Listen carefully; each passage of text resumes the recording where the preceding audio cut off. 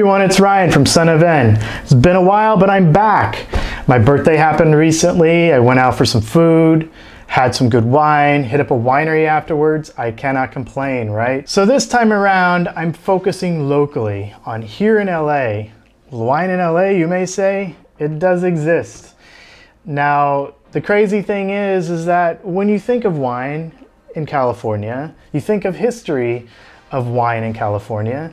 You don't really think of Southern California, but reality is wine and winemaking in California started here in Southern California. It wasn't until the gold rush that a lot of people started rushing up to Northern California to start trying to find their fortunes in the gold industry when a number of those people started planting grapes, started focusing on making wine, and before you know it, Northern California had its own competing industry of wine. There weren't that many people making wine left here in Southern California. In the early 1900s, a company called San Antonio Winery got started, and they first started making wine just before Prohibition hit.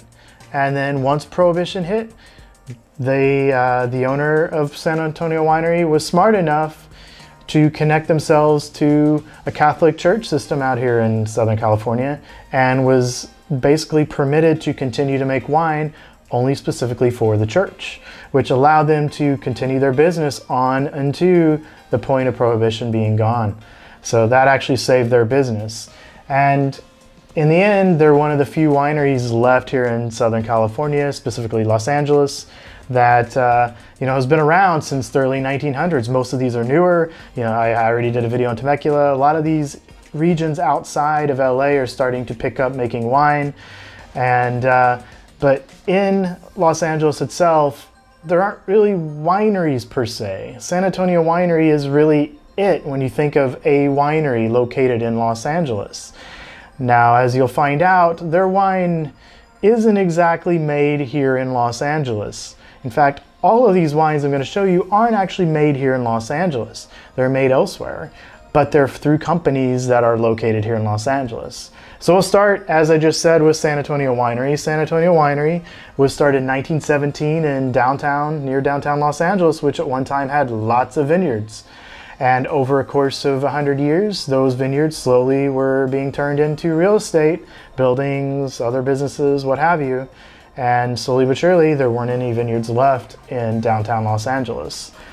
San Antonio Winery was smart enough to continue buying land up above Santa Barbara and continued buying land up near Napa and so on, and eventually other countries, in order to become basically a big conglomerate wine company that makes wines everywhere else but Los Angeles, but is located in Los Angeles.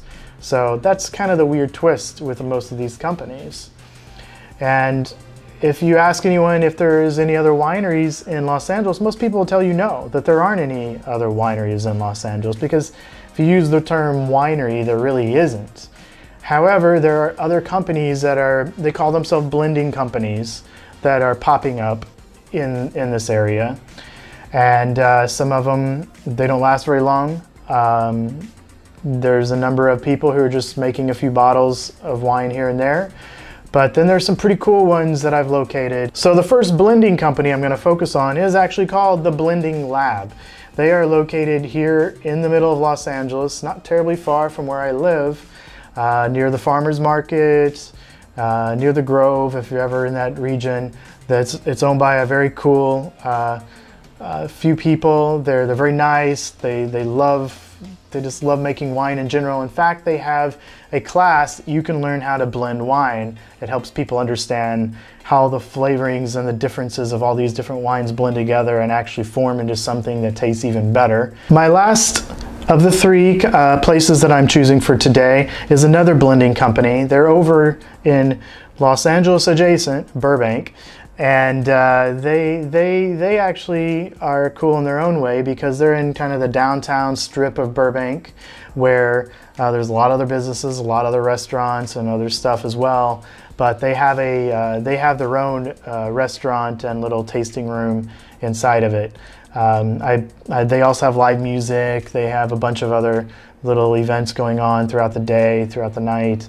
They themselves are the same way. They don't grow any of their own grapes. They purchase it through various vineyards and what have you, and blend their wines elsewhere, but then sell them in Burbank. So these are the three companies that I'm focusing on today. None of these three actually grow their own grapes here in Los Angeles. They all three purchase or have their vineyards elsewhere, and they make their wine and then sell it here in the Los Angeles area.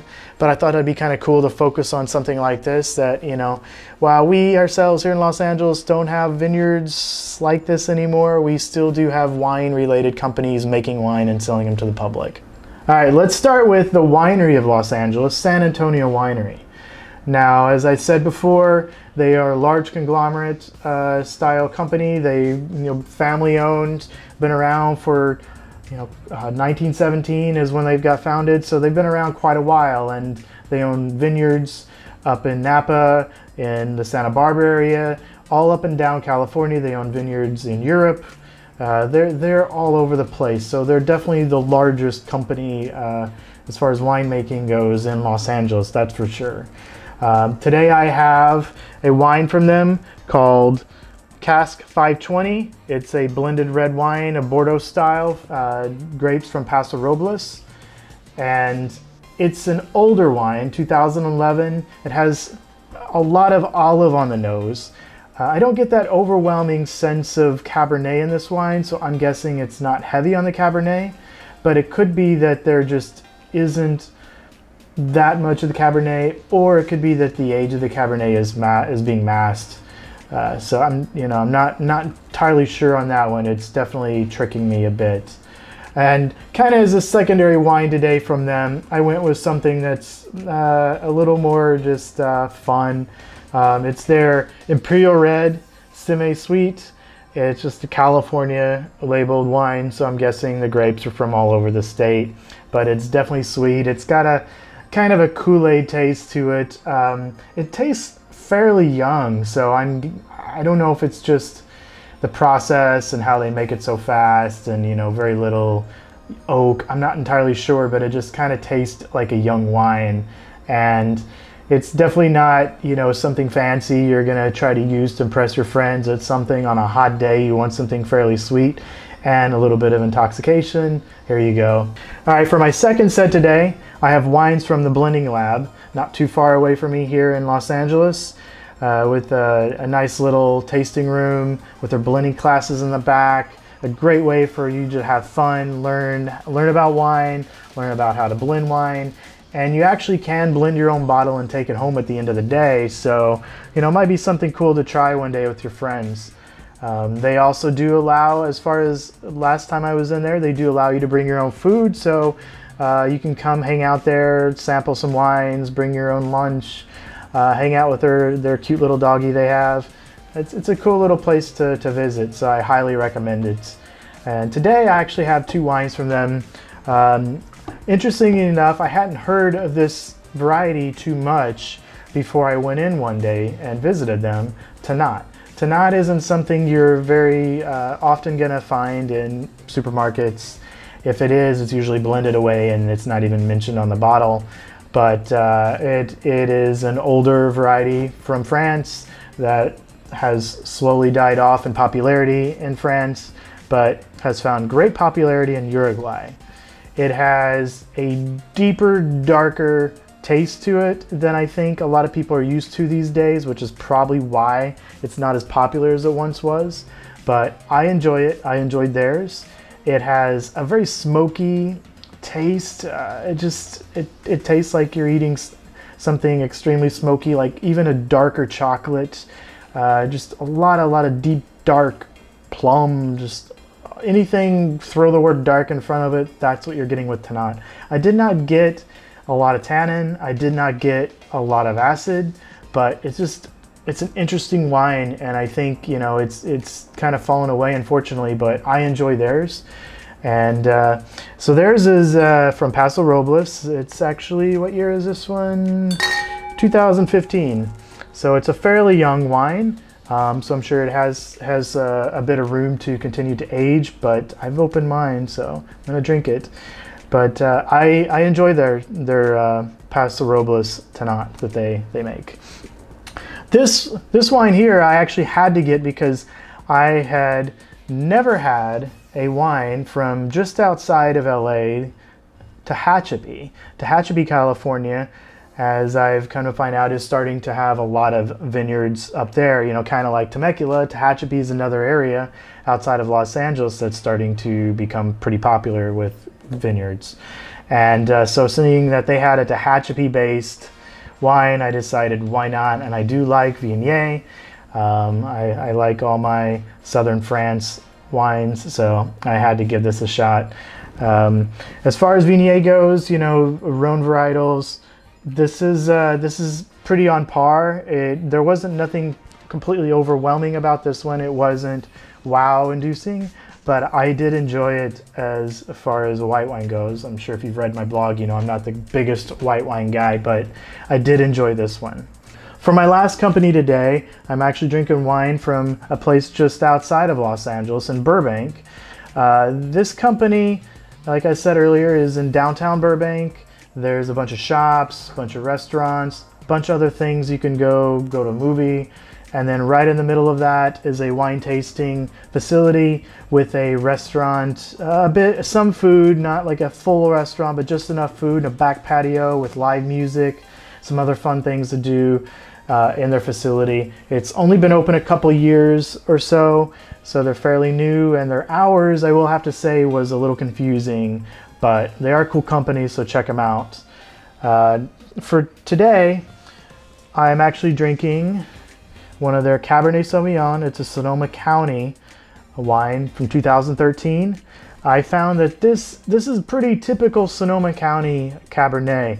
There wasn't that overwhelming sense of Cabernet smell that I often mention, but it's just a very solid Sonoma County Cabernet. It's good. It's something I would definitely enjoy drinking the rest of this bottle.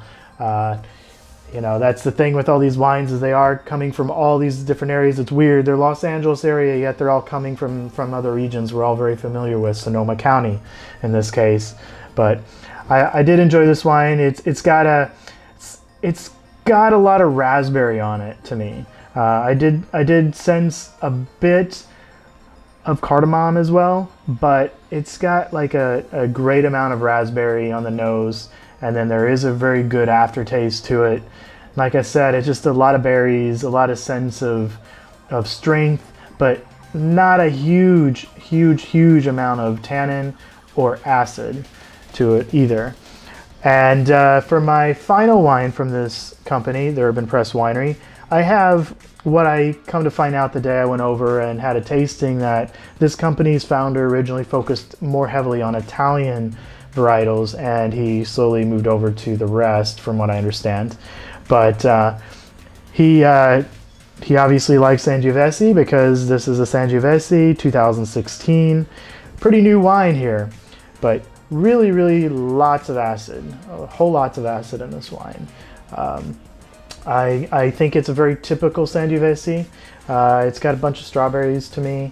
I did get a few like fig and some others, but overall I think it was just a lot of berries as usual, but heavy on the acid. I mean, as soon as I took a drink of this, I was surprised at how much acid there was on this. I hope you enjoyed this video today. It's been interesting to focus on companies that are in the Los Angeles area, but all make wines from other parts of California. It's kind of a sad reality that we do not have the real estate to make wines here in Los Angeles anymore. But I do know some people who are growing, you know, small amounts of vineyards.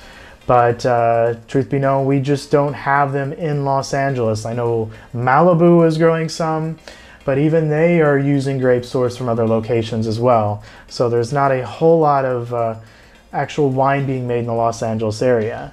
These three companies are ones that are, you know, doing it. Obviously, San Antonio's a major company. They've been doing it for, you know, 150 plus years. While we've got smaller blending companies like the Blending Lab, like Urban Press Winery, you know, at least you can still get wines from people locally and support your local companies while you're trying some cool wines from nearby. And that's what I've tried to do today. I've tried to focus on those and kind of bring some light into the new world that we're getting into with winemaking, that even myself, I buy grapes sourced from other locations and make it myself. But in the end, we all just like wine.